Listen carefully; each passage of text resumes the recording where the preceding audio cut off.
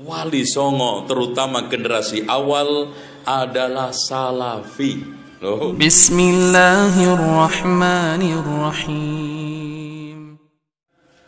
Saya tegaskan di tengah mereka ada yang kaget. Wali Songo terutama generasi awal adalah salafi. Loh, kaget. Salafi. Dalilnya, ayo kita lihat di buku. Masya Allah. Antum lihat halaman 342. Coba buka bukunya. Kalau nggak punya buku, buka kopiahnya. Ini sudah saya terjemahkan. Artinya sudah saya ambil terjemahannya. Asli bahasa Sangsekerta Jawa Kawinya tidak saya turunkan, ya.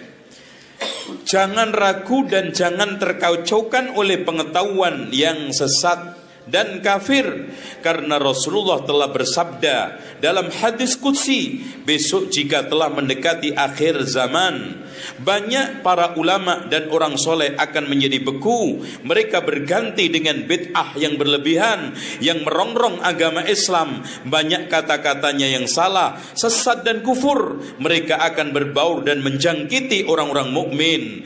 Tidaklah kekal dunia ini, maka hendaklah diketahui bahwa menjelang kiamat akan banyak yang meninggalkan agama Islam ini. Sedikit yang sempurna yang tetap dalam Islamnya. Banyak yang Islam lalu menjadi munafik, menjadi Yahudi, menjadi seperti iblis. Dan ada yang menjadi sesat atau syirik, ada yang menjadi kufur dan kafir. Mas, kira-kira antum berani mengatakan Wali Songo sufi? Masya Allah. Kira-kira apalagi syariahnya? Dalam bidang syariah antum lihat lembaran berikutnya 343, bagaimana tingkah laku melaksanakan perintah Allah yang baik dan yang perlu yang terkecuali bagi semua orang, dari perbuatan lahiriah seperti sholat 5 waktu sehari semalam, puasa pada bulan Ramadan, membayar zakat sesuai dengan kemampuan bagi yang punya uang. Kalau toh disimpan ataupun dipakai sebagai modal, harus dibayar zakatnya secara jujur. Dan danya jangan diselewengkan. Jangan berdagang dengan alat-alat musik, sebab itu haram. Masya Allah. Mosok mas ada wali main gamelan, ya? Jangan berdagang dengan alat-alat musik, sebab itu haram. Dan lakukan derma, sedekah, pergi haji, perang sabil, mandi dan mandi jinabat, membaca Al-Quran, melaksanakan sholat, menjauhi perbuatan-perbuatan mesum, pergi ke masjid dan ikut berkumpul dengan orang banyak untuk melaksanakan sholat Jumat. Wabah lagi mas. Berikut ini amalia yang harus dilaksanakan dan yang harus dihindari. Dari amar ma'ruf nahi mungkar, yang dihindari yaitu memakan makanan haram secara fisik maupun hasil dari perbuatan haram, minum minuman keras, berjudi, merampas hak orang lain, menyakiti hati orang lain, menipu, menghasut, mengingkari janji. Allahu Akbar. Yang hebat Pak, Wali Songo memberikan pembatal keislaman 10. Subhanallah. Kayak sudah janjian sama Syekh Muhammad bin Abdul Wahab, padahal gak pernah ketemu. Wali Songo itu hidup pada abad 14-15. Syekh Muhammad bin Abdul Wahab abad berapa? 17 menjelang 18. Tapi Masya Allah Pak, persis, ya beda ungkapan. Dan anehnya, kenapa mereka ini juga memberikan kriteria pembatal keislaman 10? Kalau antum baca Nawaqidul Islam ada berapa? Subhanallah. Yang pertama, kaya wong anembah braholo. Ini bahasa kawinya. Ikut menyembah berhala, atanapi ing pujiane wong kafir, mengikuti pepujian atau upacara keagamaan orang kafir.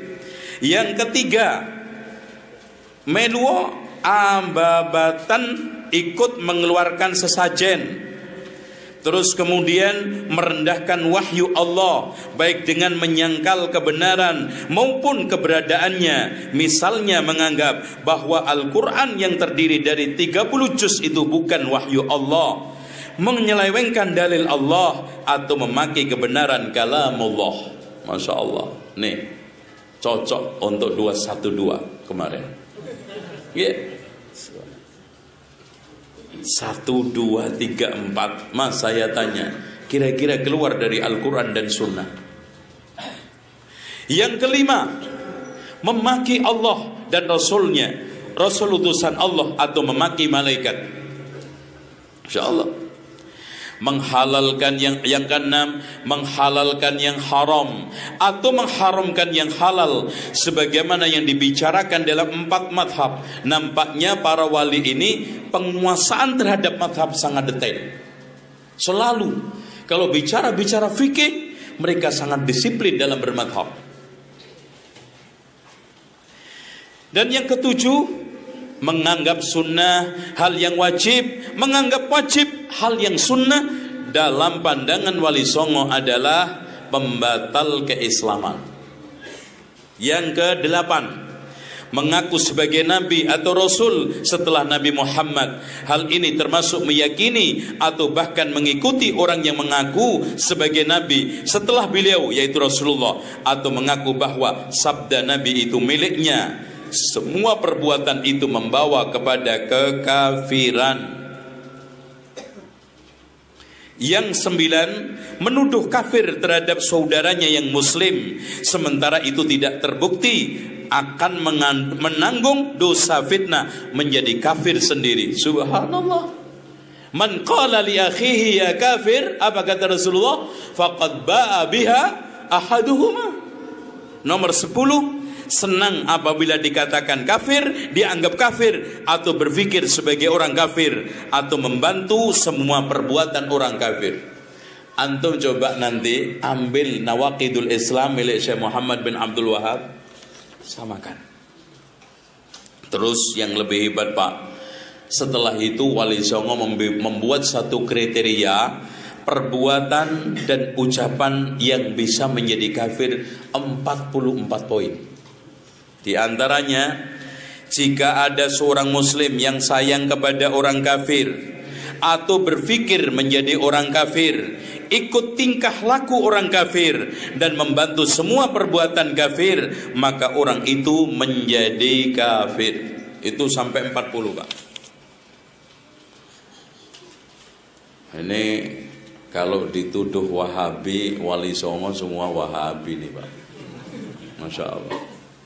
Dan ini nggak bisa diingkari oleh siapapun, karena ini fakta buku. Ya ikhwah sekalian, nanti antum bisa membaca rilis. Ya kira-kiranya bukunya macam daun lontar atau rontal seperti ini. Kenapa dikatakan keropak? Karena lontar atau rontal itu dalam bahasa Italianya adalah keropak. Nah, buku yang terdiri dari daun lontar atau rontal dalam bahasa Italia keropak ditemukan di perpustakaan Arestia, tepatnya di daerah Ferrara, Italia. Makanya dikatakan keropak Ferrara. Itu. Dan tidak banyak, terdiri dari 23 lembar. Tapi Masya Allah Pak, Profesor Dr. Drewes ini membedah ini juga kemeringet, ya, karena buku ini dari perpustakaan Italia tadi dicarikan penerjemah, seluruh orang Jawa nggak ada yang bisa. Loh, aneh kan? Ketemunya malah di Belanda, dan asli orang Belanda.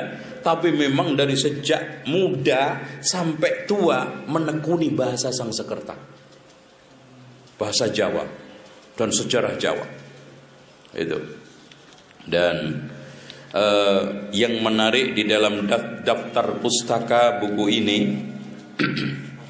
itu di sini ada rujukan-rujukan yang sangat masya Allah ya, yang membuat saya juga kaget-kaget. Ternyata ada Raudhatul Talibin, ada Syarhus Sunnah, ada kitab-kitab yang kita kaji.